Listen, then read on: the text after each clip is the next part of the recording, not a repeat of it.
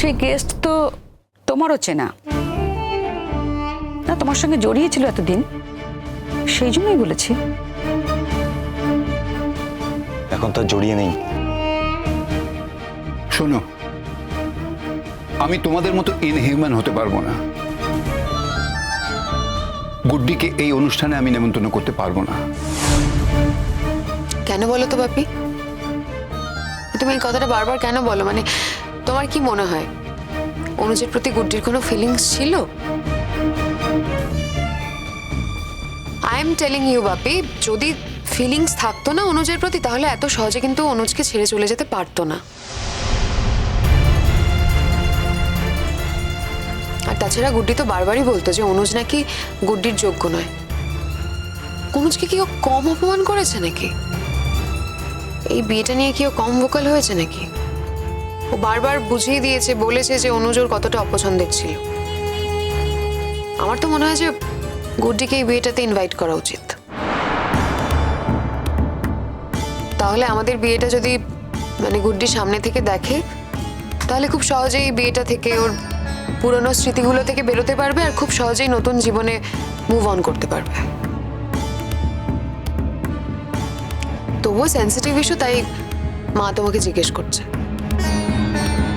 আমি আবারও বলছি, আপনাদের বাড়িতে আপনারা কাকে ইনভাইট করবেন আর কাকে ইনভাইট করবেন না, সেটার that is not my lookout. ঠিক সেরকম ভাবেই যেরকম আমার বাড়িতে আমি কাকে ইনভাইট করব আর কাকে ইনভাইট করব না, সেটা একান্ত আমাদের এবং আমার ব্যক্তিগত ব্যাপার। যেরকম ভাবে আপনাদের বাড়ির সিদ্ধান্ত একান্তই আপনাদের হাতে, এই ব্যাপারে আমার কোনো বক্তব্য নেই। আমি গুড্ডিকে ইনভাইট করতে চাই না। তাহলে আর কি করব? সে দরকার হলে তখন খাবার পাঠিয়ে দেবো, আর কি করা যাবে? কি মনে করো তুমি ওর খাবারের অভাব? ও ভালো মন্দ খায় না? তোমার মেয়ের বিয়ের খাবার না পেলে ওর চলবে না? হ্যাঁ, ওর সঙ্গে ডিভোর্স করে আমার মেয়ের বিয়ে হচ্ছে, সেখানে ওকে তুমি খাবার পাঠানোর কথা বলছো? তুমি ভুল ভাবছো, তুমি আমার কথাটা পুরোপুরি ভুল ধরেছো। দেখো, আমি গুড্ডিকে এখানে ডাকতে চেয়েছি, এখানে আনতে চেয়েছি, তার কারণ আমি চাইছি ইনফ্যাক্ট যে সবকিছু আগের মতন হয়ে যাক। দেখো, ওর এখন একটা বাড়ি নেই, ওর তো একটা বাড়ির প্রয়োজন। আর সত্যি কথা বলতে কি, অনুজের বাড়ির সঙ্গে ওর সম্পর্ক থাকা উচিত নয়, দেখতে ভালো লাগে না। আর ও জেঠুমনি ওকে যতই ভালোবাসুক না কেন, এই কথা তো মানতে হবে যে শিরিন এখন ওই বাড়ির বউ। আর সেখানে এই যে ওদের বিয়েটা হয়েছে, এটা তো মিথ্যে দুদিনের বিয়ে। সেখানে দাঁড়িয়ে আগের বউয়ের সঙ্গে ওই বাড়ির সম্পর্ক থাকা, আধিক্যতা করা, এটা সমাজের চোখে ভালো নাও লাগতে পারে। আমি খুব ভালো করে বুঝতে পারছি যে গুড্ডির এখন একটা বাড়ির খুব প্রয়োজন। ছুটি ছাটা, কলেজের ছুটি ছাটা কোথায় যাবে মেয়েটা?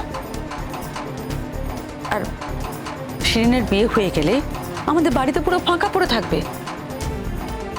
আমরাও তো ভালোবাসি মেয়েটাকে, এত কাল ধরে তোকে ভালোবেসে এসেছি। আর এমন তো নয় যে একটা ঘটনা ঘটে গেছে বলে সেই ভালোবাসাটা পুরো ঘুচে যাবে। তাই আমি ভাবছিলাম যে ওকে যদি আগের মতন আমরা এখানে রাখতে পারি, মানে কলেজের ছুটি ছাটা ফাঁকে যদি আমাদের বাড়িতে এসে থাকে। আর দেখো, তুমিও তোকে খুব ভালোবাসো। আমি একটা কথা বুঝতে পারি না, আমার ভালো কথাটাকে তুমি কখনো ভালোভাবে নাও না কেন? শোনো, সেটাতে ওর রাজি হওয়ার প্রশ্ন আছে। আমি যাব, আমি নিজে গিয়ে ওকে রাজি করাবো। শিরিন যাবে আমার সঙ্গে? গুড্ডি আমাকে আন্টি বলে, আমি তোর মায়ের মতন, আমি ওকে ভালোবেসেছি। আর এখন ওর বাবা নেই, দুনিয়াটা ওর কাছে ফাঁকা হয়ে গেছে। আমি যে ওর কষ্টটা বুঝি না তা তো নয়, আমি ওর কষ্টটা খুব ভালো করে বুঝতে পারি। কিন্তু আমি তো মা, আমার একটা লিমিটেশন আছে। আমি মা হয়ে নিজের মেয়ের স্বার্থটা দেখেছি। ওর স্বার্থহানি হয় এরকম কোনো কাজ আমি করতে পারিনি। সে ব্যাপারে আমার লিমিটেশন আছে, আমি স্বীকার করছি। কিন্তু গুড্ডিকেও তো আমি ভালোবাসি। আমি শিরিনের সঙ্গে ডিটেলে কথা বলেছি, শিরিনের কোনো আপত্তি নেই। গুড্ডি যদি মানিয়ে নিয়ে থাকতে পারে ও এখানে আসবে, ওখানে থাকবে, কোনো আপত্তি নেই তো শিরিন বলে দিয়েছে।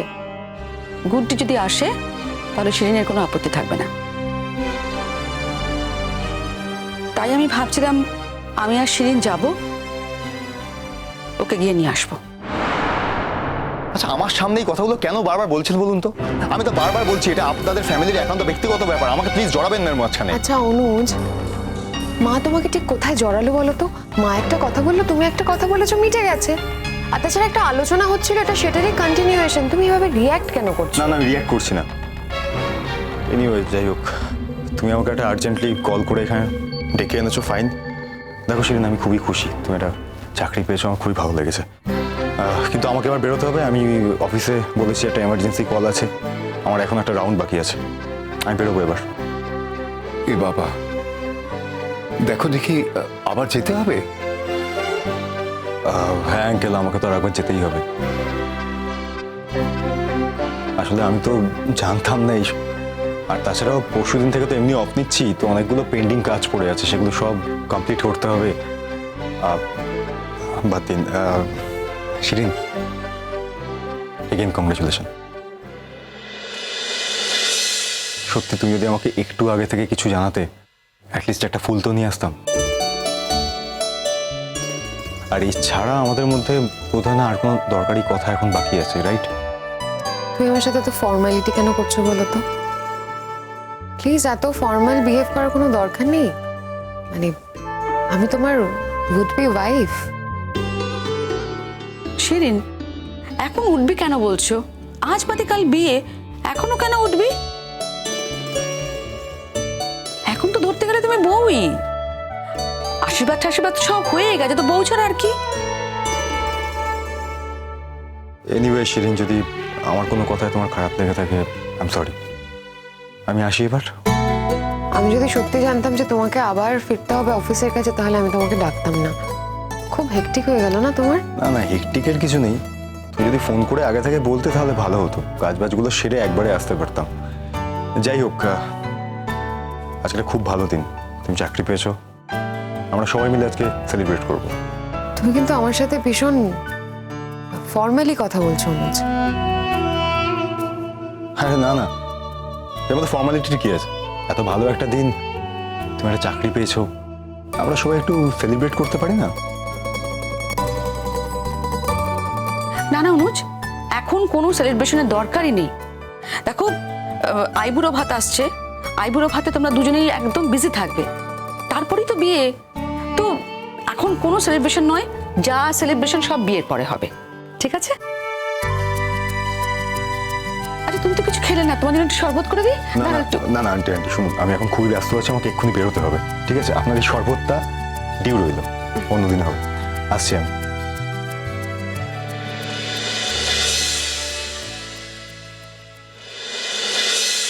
গুড্ডি, ও গুড মর্নিং স্যার। মর্নিং। তোমার সঙ্গে আমার কথা ছিল, আমি ইনফ্যাক্ট খবরও পাঠিয়েছিলাম তোমার সাথে কথা বলার জন্য, একজনকে পাঠিয়েছিলাম খুঁজতে তোমাকে। ও হ্যাঁ স্যার, আজকে তো আপনার ক্লাস আছে 2:45-এ। হ্যাঁ, বাট ক্লাসে কথাটা বলা যেত না। কি কথা স্যার? আমি জানি না তুমি বিশ্বাস করবে কিনা, আমি ভালো নেই গুড্ডি, ভেতর থেকে একদম ভালো নেই। বলতে পারো কদিন আগেও এই আমিটার পরিচয় তুমি পাওনি, ইনফ্যাক্ট আমিও পাইনি। তুমি আমার ভেতরের এই আমিটাকে টেনে বার করেছো। তোমার মানবিকতার সামনে আমার এই আমিটা নতজানু হয়ে দাঁড়িয়ে আছে গুড্ডি। আমি বাধ্য হয়েছি আমার ভেতরের অমানুষটাকে সরিয়ে রেখে মানুষটাকে সামনে আনতে।